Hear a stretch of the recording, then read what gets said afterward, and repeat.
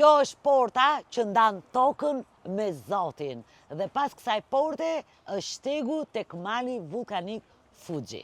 Deri në një pikë të malit do bëjmë gati 500 shkallë dhe ka një rregull. Duhet të ecet gjithmonë në anë, jo në mes. Në mes është vetëm shtegu i Zotit. Dhe ka një detaj interesant.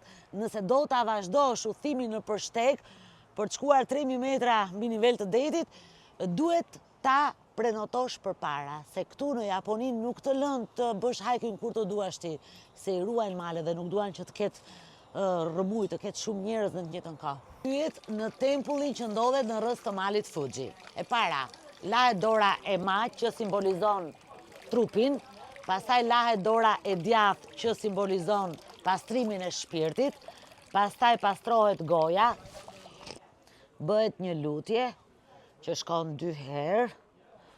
Këtu vinë edhe njerëz të mirë dhe të këqinj, por të këqinj zbuten kur vinë këtu. Dhe gjithë luten që mali të mos shpërthesë.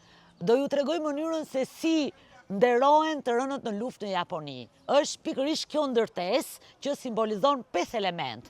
Kati i parë është toka, pastaj vjen kati i dytë uji, zjarri, era dhe ajri. Dhe ndërtesa ka pamje nga qyteti, pra që të shikohet i gjithë qyteti, ndërsa mbrapa është mali Fuji.